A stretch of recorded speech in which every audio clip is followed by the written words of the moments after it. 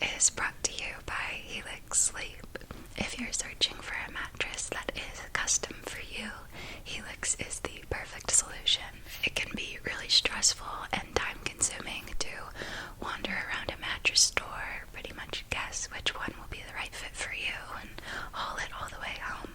But thankfully, Helix makes things much easier than that with their sleep quiz. It's quick and easy. Just answer some questions about yourself and anyone you share a bed with, and they'll match you with the best mattress for you. I tend to sleep mostly on my side and prefer a medium feel as far as firmness, so I was paired with their midnight model. I have been sleeping on it for years now, and you guys have heard me rave about it plenty. It's still like new. I like that I can sink into it like a cloud, but I also feel supported and I don't wake up with back pain. It's very nice. I feel like I get deep sleep on it and wake up well rested, and I think Eddie agrees. It seems to be his favorite place to spend all his time. Helix will deliver your mattress right to your doorstep with free shipping in the US. It'll come rolled up in a surprisingly small box. You just slide it out, unfurl it, and it'll be ready to sleep on that very same night. It's obviously very important for your mattress to be the exact right fit. So Helix has their 100-night sleep trial that gives you 100 nights to be positive that it's the right bed for you, as well as a 10-year warranty, financing options, and flexible payment plans. If you're looking for a new bed, be sure to visit helixsleep.com/moon for up to $200 off your bed, plus 2 free pillows.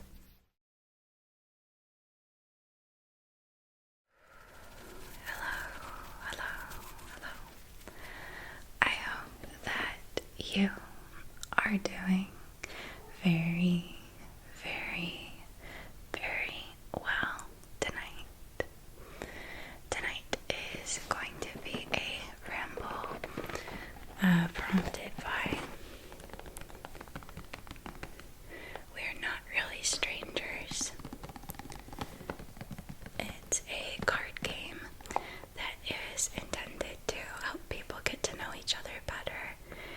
It prompts interesting conversations, starting out with more casual questions and then becoming more and more personal.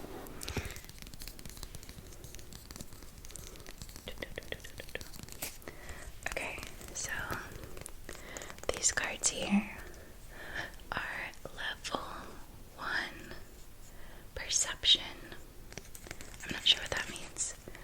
I guess it's asking you questions about how you perceive things. The first question is, what did you want to be as a child? And you also, if you'd like, you don't have to. If you'd rather just relax and not think too much, but if you'd have fun doing so, I encourage you to also think about your answers to these questions for yourself. As a child, when I was really little, preschool age, I took ballet classes, so I wanted to be a ballerina. And then when I got a little bit older, later on in elementary school,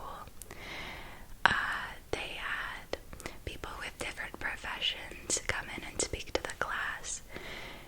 And I remember thinking that this woman who came in, who was an archaeologist, was the coolest person I'd ever seen in my life, and I wanted to be her.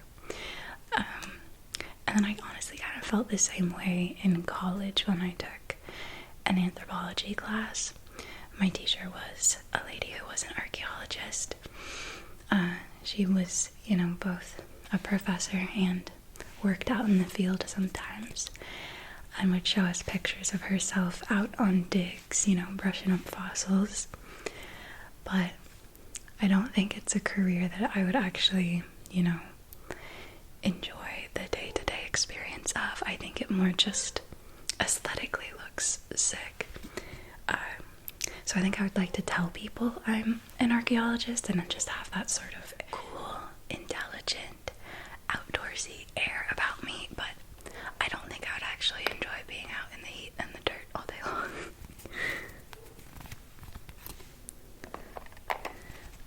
This one is, what's your favorite brand of cereal? Cinnamon Toast Crunch or Apple Jacks. So I guess I really like cinnamon in my cereal. Those are both very cinnamon forward cereals. When I was a kid though, it was definitely Lucky Charms.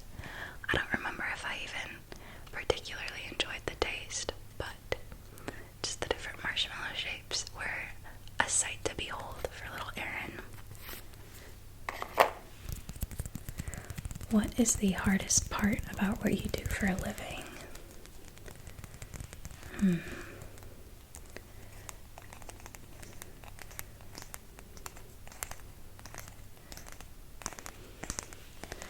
I think maybe just the sheer amount of different people whose opinions of you you're subjected to. Like, yeah, I just feel like the human brain is not built for being aware of what that many different people think of you. And that can just be sort of psychologically difficult sometimes, especially when, just as a person, I already am very, I guess, hypersensitive to criticism. So I take other people's opinions of me very seriously. What reality show are you most likely to binge watch? I think my favorite reality show is definitely Alone. If you haven't heard of it, it is a wilderness competition, quite a lot like Survivor, but instead of it being team-based, it's completely individual. About 10 to 15 different people who have experience being self-sufficient in the wild are dropped off in the remote wilderness, and whoever survives out there the longest without tapping out wins a lot of money, I think, like $100,000. I think the longest anybody's ever lasted was about 100 days. And you can bring a set amount of items with you, so people usually bring a knife, fire starter, like a sleeping bag. So I just find it so cool that people are able to do that, and it's just very dramatic and interesting kind of show. Highly recommend. On a scale of 1 to 10, how messy is your car?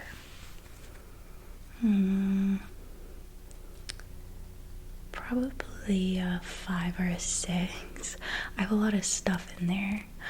I'm pretty good about keeping garbage out of my car. Like whenever I have, empty bottles and cans and bags, I'm pretty good about clearing those out. But as far as, I've just got a million different sweaters and stuff in there, so it doesn't look too good. You know what the worst part of my car is? A couple of years ago, I opened up a bottle of Coke that I didn't realize had been super shaken up, and it exploded with such force that it got all over the ceiling, and it dried to like the same kind of shade that blood dries to, so it looks like bad things happened in my car, but it's just Coke. Okay, next. Are you a dog or a cat person? I'm a dog person, but I have no other choice. I'm allergic to cats. I still love cats, and I'm still around them a lot. I grew up with cats, and I just, suffered through allergies the whole time growing up. My boyfriend has 2 cats, and I'm just kind of suffering all the time around them, unfortunately. It's worth it, though. I think cats are really cool. So it's hard for me to say. I don't know. I feel like I'm not allowed to say both, but I really do like both. Little tippy tapping intermission. Surely, if I had a magic wish that allowed me to change one thing about myself, anything, I would. Well, actually, okay. First choice would be to not have anxiety. obviously I'd still want to have a normal, healthy amount of anxiety that would help me keep living, but I would want to have not an amount of anxiety that doesn't cause me unnecessary suffering. But then second choice after that would be to not be allergic to cats. What compliment do you hear the most? Definitely my hair. I get compliments from strangers a lot on my hair, but I feel bad because it's never just like, oh, you have pretty hair. It's always, oh, is that your natural color? I love it. You look so beautiful. And then I kind of have to let them down with the like, no, it's fake. But yeah, I still appreciate the compliments, of course. What does my phone wallpaper tell you about me? Let's see. My phone wallpaper is some art by an artist called Gawki, Gawki, and it's just sort of like a fantastical scene with a droopy willow tree and a unicorn girl with a little creature perched on her shoulder sitting by a stream. And I just love the color palette. I think it's very pretty and relaxing to look at. So I think what that tells you about me is that I like fantasy and art and like a warm color palette, maybe. What is your favorite childhood TV show? There were a lot of different ones throughout different ages, but the first one that comes to mind is definitely Between the Lions. How many speeding tickets have you gotten in your life? I've actually never gotten a speeding ticket. The only ticket I've ever gotten was for running a red light. And it was so stupid. I'm so embarrassed of how it happened because it was yellow and I pulled up and I stopped. I came to a full stop at the yellow and then it continued to be yellow for so long. And this was like a really long light, so I was like, oh, I don't want to get trapped waiting at this light. I should have just gone. Oh, it's still yellow. Let me just go. And I went. But by the time I'd done all that thinking about it and actually got across the white line, of course it was no longer yellow. So very, very dumb running of the light. And like a cop didn't catch me do it. It was that intersection had a red light camera that flashed and got the pictures of me. But I learned my lesson. I have been a lot more careful with yellow lights since. Show the first photo in your camera roll and explain. Okay. The first photo in my camera roll is a picture I took of a yellow ladybug. And then as far as an explanation, I think I just thought it was neat. I'd never seen a yellow ladybug before and thought it looked cute. Wanted to capture it. Is there a feeling you miss? This one's really cliche, but I think the excitement of childhood. I remember when I was younger and I was less familiar with the world, and there's just this feeling of like anything can happen.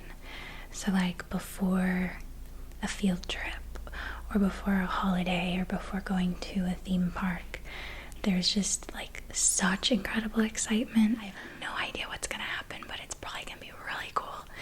Whereas now I just kind of feel like I've experienced so many things and gotten used to things so much that there's not that feeling anymore. Like I still enjoy holidays and going to cool places, but I just kind of feel like I know exactly how it's gonna go, so there's no sense of wonderment or excitement, or just less so I just miss being less familiar with the world, I guess. What is the most beautiful thing about your mother? Oh, that's a sweet question. Well, this is probably the first thing that comes to mind because of the last question, but my mom has a really good sense of childlike wonder about the world, and she loves nature. She goes on really long hikes, and she loves taking pictures of every tree and flower that or building, like anything that she sees. She's really good at finding beauty in things, and is like always taking pictures of everything and pointing things out to me. I really like going places with her because she's just constantly pointing things out and saying how much she likes them and specifically what she likes about them. She's just like a very positive, curious person. Think of something you strongly dislike that most people love. Oh, I think dancing. I hate dancing. I would love it if I was good at it, but I'm just so bad at it that it's too embarrassing. And then I also hate how much people who do love dancing will like insist that you join in, and they're so sure that if they can just like get you out there, you're gonna forget all about your worries of embarrassing yourself, and you're just gonna have a great time and be so grateful that they encouraged you to get out there. But no, it just makes me feel horrible every time. Like I get like guilted into like going out and dancing, and then just I hate every second of it. What would your younger self not believe about your life today? I think little Erin would be very shocked that I still live in California. I have always really loved rain, and I always imagined that I would settle down and as an adult definitely live somewhere like Oregon or Washington, that's very green and gray, very rainy. So I think I would be quite stunned about that I'm still living in sunny California. What do you crave more of?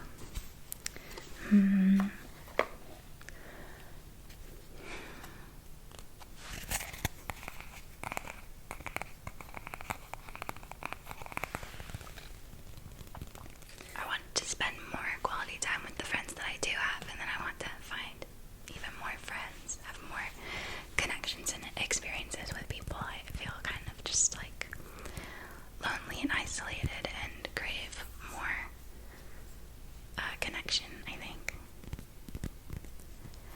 Have you changed your mind about anything recently? The first thing that comes to mind is I bought this reading chair, and then what it looked like when I opened it up. So when I opened it up, I was certain, I have to return this. But then now over the course of the day, it's inflated up quite a bit more. So I've changed my mind about returning it. I'm probably going to keep it now. But it looked terrible at first. Tell me something about your father.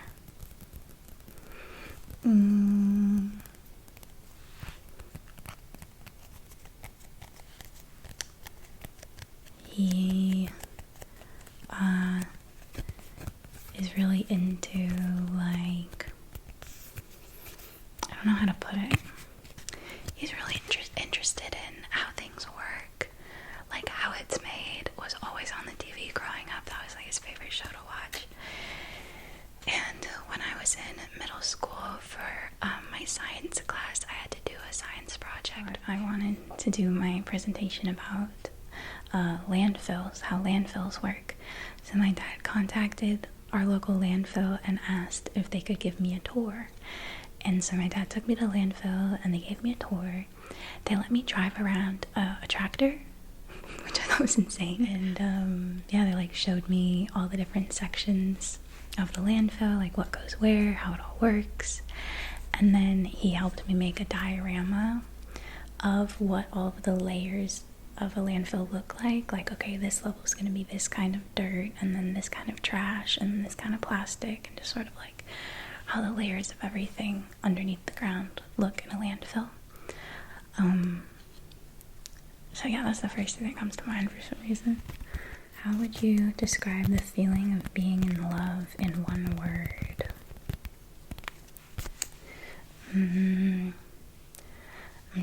think of a word that would mean interconnected, intertwined, interwoven. I think I like interwoven. I just think that when you're in love, it no longer feels like you're just one person. You kind of feel like you are a combined entity with the other person, and their happiness is your happiness and their sadness is your sadness. That sounds a bit codependent, but I mean it in like a it's supposed to be beautiful, but it sounds a bit toxic actually. I hope you know what I mean. Yeah, like interwoven together.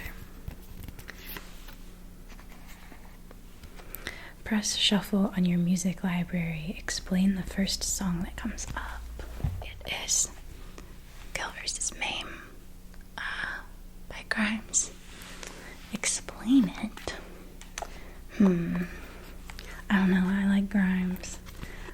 Not necessarily like as a person, but I like her music and her look and her artistic sensibilities. I remember the first I ever heard of her, or was aware of her, is I saw the Genesis music video when it came out in 2012. I was a freshman in high school, and I just thought it was the coolest thing I'd ever seen. I've been a Grimes fan ever since. And the Kill vs. Maim music video, I think I'm thinking of the Kill vs. Maim music video. I really like it. She's like hanging off of a car. And then there's a part where she's like in a train station, and I really like her outfit. When you're asked, how are you? How often do you answer truthfully? Just depends who's asking, probably. If it's a stranger, I'm gonna say good, how are you, no matter what, because they're not actually asking. It's just, just a little call and response. But if it's somebody who I know personally, then I'd always be truthful, I think. What has been your earliest recollection of happiness? My mom has always been a very early riser. She's usually up just before sunrise. So I remember being really, really little, and as soon as she woke up, I would wake up and follow her into the bathroom and sit on this plush, cushy bathroom rug, just crisscross applesauce, looking up at her, watching her do her makeup and her hair and everything as she got ready. And it would go from dark to soft, sunrise lighting coming into the room, and it just felt very peaceful and happy. What is your biggest weakness?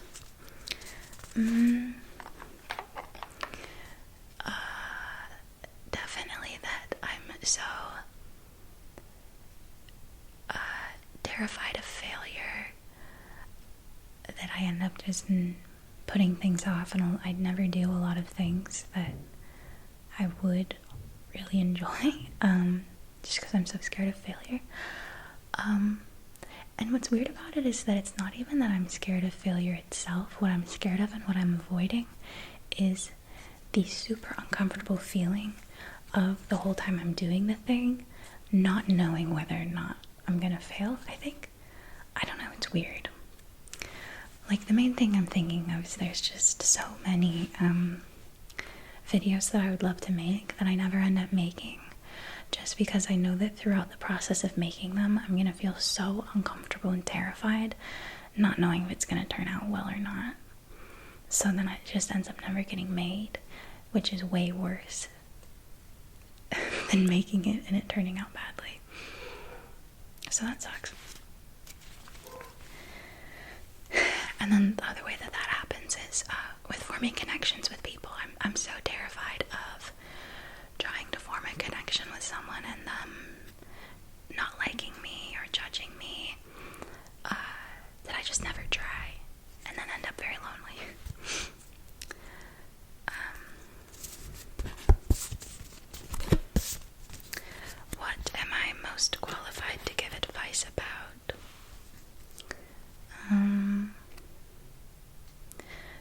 question is probably intended to be more about bigger life stuff, but I think I'm most qualified probably to give advice about makeup. I went to makeup school, and I think that most questions that people would have, I'd be able to do a pretty good job answering.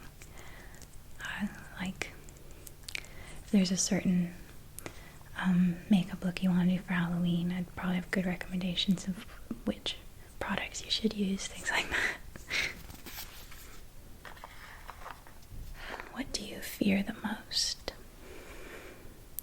I feel like I could answer that either by what am I most intensely afraid of? Like what do I fear most powerfully, or what do I fear most often? Because I think I could come up with some insane nightmarish scenario that is probably what I would be most terrified if it happened, but I don't like think about it, on a daily basis. I think I'm most afraid of getting in a car accident, or like making someone mad at me.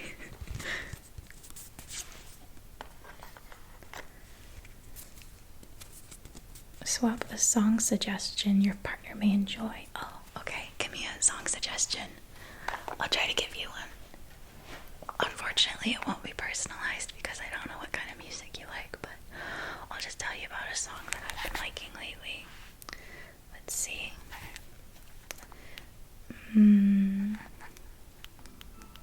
Oh, okay. Tania Razon by Daniela Lolita. Let's switch to manual focus so you can see this. I've been really liking that song lately. Okay. What would be the perfect gift for you? I don't know.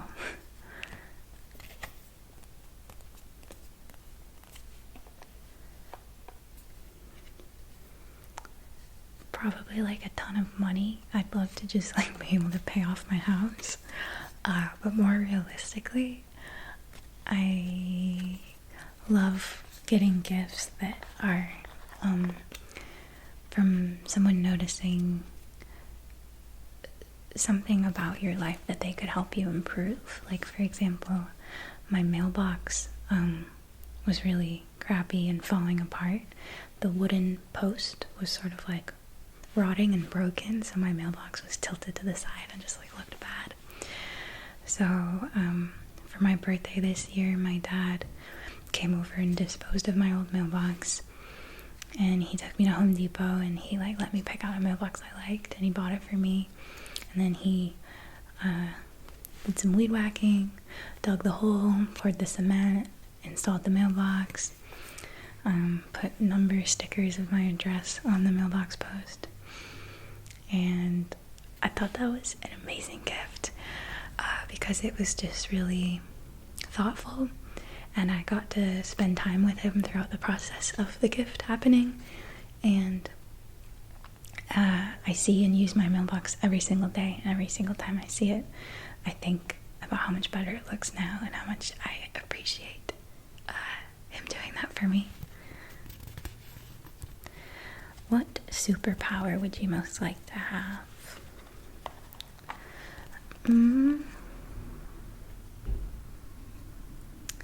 I think the time travel, both because it'd be fun to go experience different time periods, but also on a smaller scale, like a click sort of experience. I'd like to be able to give things another try and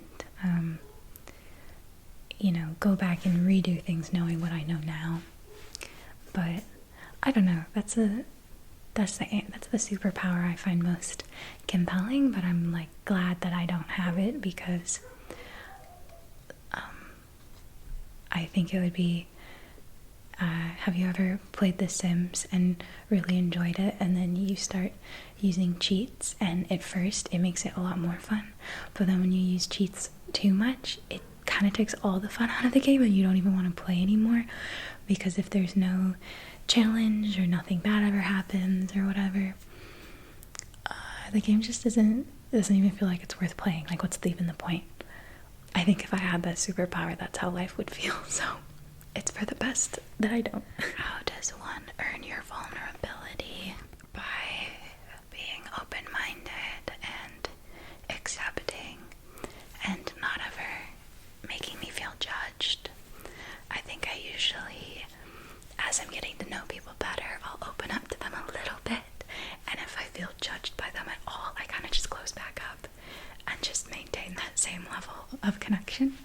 Whereas I'll open up to them a little bit, and if I feel accepted, I'll open up a little more, and if that feels like I'm accepted, I'll open up a little bit more. I love how I'm saying this as if it's a unique fact about me and not just literally how relationships work, but yeah. I have a really good relationship with my sister because of that. My sister is